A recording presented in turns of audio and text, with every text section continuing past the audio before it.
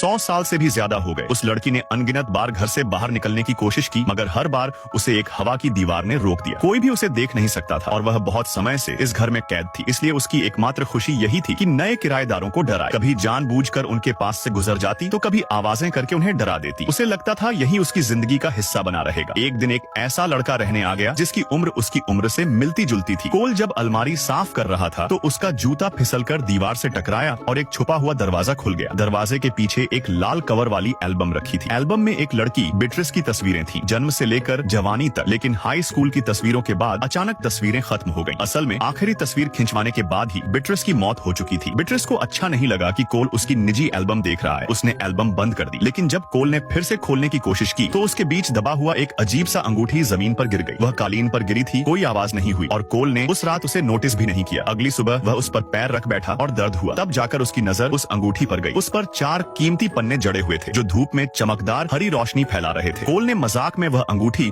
अपनी उंगली में पहन ली और अगले ही पल बिट्रिस उसके पीछे खड़ी नजर आई। उसे समझ आ गया कि जब भी अंगूठी पहनी जाती है बिट्रिस को देखा जा सकता है। यह पक्का करके कोल ने डर के मारे अंगूठी उतारकर फेंक दी। उसने फिर से तस्वीरों की एल्बम खोली और देखा कि भूत वही है जो तस्वीरों में थी। तभी फर्श पर पड़ी अंगूठी हवा में तैरने लगी और वहीं रुक गई। कोल ने अंगूठी उठाकर फिर पहन ली। 100 साल बाद कोई इंसान बिट्रिस को देख पा रहा था। बिट्रिस विनती करते हुए बोली कि कोल अंगूठी मत उतारे। कोल भी थोड़ा सहमा हुआ था, मगर लंबे समय तक सोचने के बाद उसने उससे उसके अतीत के बारे में पूछा। बिट्रिस ने बताया कि कई साल पहले वह म्यूजियम से यह अंगूठी उठा लाई थी। बाहर निकलते ही सड़क पर उसका एक्सीडेंट हुआ और उसकी मौत हो गई। लेकिन अगले ही पल उसने खुद को अपने कमरे में पाया। उसी दिन से वह इस घर में कैद हो गई, कभी भी बाहर नहीं जा सकी। बिट्रिस चाहती कि कोल से बातें करती रहे, मगर कोल ने कहा वह भूत से दोस्ती नहीं करना चाहता। उसने कहा चलो एक दूसरे को अनदेखा मानते हैं। बिट्रिस ने मान लिया। जब कोल पढ़ाई करता तो वह जानबूझकर आवाजें करके उसे परेशान करती। धीरे धीरे दोनों की बातचीत में पता चला कि दोनों को संगीत पसंद है। बिट्रिस का जन्म एक संगीत परिवार में हुआ था और उसने बचपन संगीत विद्यालय में ही बिताया। वहीं कोल बचपन से गिटार बजाता था और कोई भी धुन निकाल सकता था, लेकिन पिता की मौत के बाद उसने गिटार बजाना छोड़ दिया था। कोल ने कहा कि वह शोर मचाना बंद करे। बिट्रिस ने हामी भरी, लेकिन खाने के वक्त उसने फिर शरारत की। उसने कोल की माँ के सामने भी मजाक कर दिया, जिससे कोल घबरा गया और तुरंत कोई बहाना बना दिया। रात को कोल फिर कमरे में लौटा और अंगूठी पहनकर बिट्रिस से समझौता किया। उसने कहा मैं अंगूठी पहने रखूंगा, मगर शर्त यह है कि तुम माँ को कभी तंग मत करना। हाल ही में उसने बहुत कुछ सहा है, मैं नहीं चाहता उसे और दर्द। बिट्रिस खुश हुई और तुरंत मान गई, लेकिन जब कोल ने मजाक में उसे 100 साल पुराना भूत कहा तो उसे अजीब लगा। पूछताछ पर कोल ने बताया कि उसकी मौत को 100 साल से भी ज्यादा हो चुके हैं। बिट्रिस को लगा था कि बस 20-30 साल ही गुजरे हैं। उसे हैरानी हुई कि पूरी 1 सदी बीत चुकी है। वह जानना चाहती थी इस 100 साल में दुनिया में क्या बदल गया। तभी उसने गलती से हाथ खिड़की से बाहर निकाल दिया और हैरानी की बात यह कि वह अदृश्य दीवार जो उसे रोकती थी अब गायब हो चुकी थी। बिट्रिस खुशी से झूम उठी और कोल से गुजारिश की कि वह उसे बाहर की दुनिया दिखाए। 100 साल बाद उसने पहली बार घर से बाहर कदम रखा। उसे अब समझ आया कि उसे कैद घर ने नहीं बल्कि अंगूठी ने कर रखा था। अंगूठी जहाँ होगी वह भी वहीं होगी। कोल उसे शहर की गलियों में घूमता रहा। उसने हर चीज का मतलब समझाया, ऑडियो स्टोर ले गया, नई सदी का संगीत सुनाया, इंटरनेट से समाज की तरक्की दिखाई, टीवी से लेकर स्मार्टफोन तक का सफर समझाया। जब उसने स्मार्टफोन देखा जिसमें लाखों गाने आ सकते हैं तो वह बेहद खुश हुई। अगले दिन स्कूल में घोस्ट फेस्टिवल होने वाला था। बिट्रिस भी जाना चाहती थी, यह देखने की उसके पुराने स्कूल में अब क्या बदलाव आए। कोल ने हंसते हुए कहा सब नकली भूत का मेकअप करेंगे, क्या मैं सचमुच का भूत स्कूल ले जाऊं? पर अगले दिन उसने वाकई बिट्रिस को साथ ले ही गया। स्कूल के गेट पर उनकी सहपाठी लिडिया ने उन्हें रोका। बिट्रिस पास खड़ी मजाक करती रही कि लिडिया क्या उसकी गर्लफ्रेंड है। हालांकि उसे सिर्फ कोल ही देख सकता था, लेकिन उसकी बातों ने कोल को असहज कर दिया। उसी समय लिडिया ने